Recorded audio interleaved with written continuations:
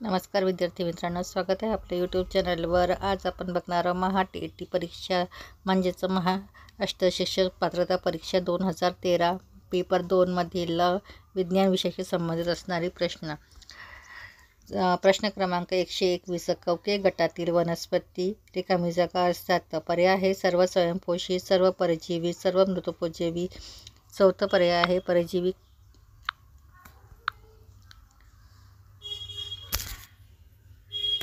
परजीवी किंवा मृतोपजीवी। त्याचं अचूक उत्तर आहे पर्याय क्रमांक 4, परजीवी किंवा मृतोपजीवी। प्रश्न क्रमांक 122, फॉरेन्सिक आम्लाचे आम्ल त्रिधर्मार्थ असते।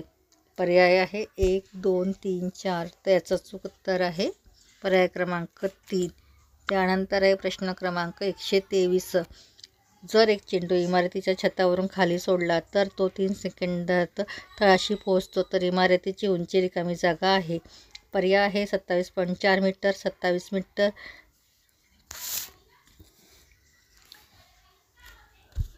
49 मीटर, 44.1 मीटर। तर त्याचं अचूक उत्तर आहे पर्याय क्रमांक 4, 44.1 मीटर।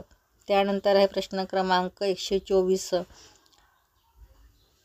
गॉल्जी संकुलातील फुग्यासारख्या कोशांना रिकामी जागा म्हणतात। पर्याय आहे तर जालिका, कुंडे, शिवारा, पेटिका। तर याचं अचूक उत्तर आहे पर्याय क्रमांक 2, कुंडे। त्यानंतर प्रश्न आहे 125, 1 ग्रॅम मोल जडपाणी म्हणजेच रिकामी जागा जडपाणी होय। पर्याय आहे 18 ग्रॅम, 19 ग्रॅम, 3 ग्रॅम, 20 ग्रॅम। तर 1 ग्रॅम मोल पाणी म्हणजेच 20 ग्रॅम जडपाणी होय।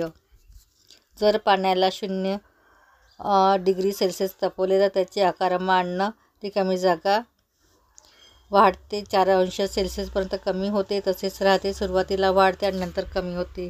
तर याचं अचूक उत्तर आहे पर्याय क्रमांक 4, सुरुवातीला वाढते आणि नंतर कमी होते।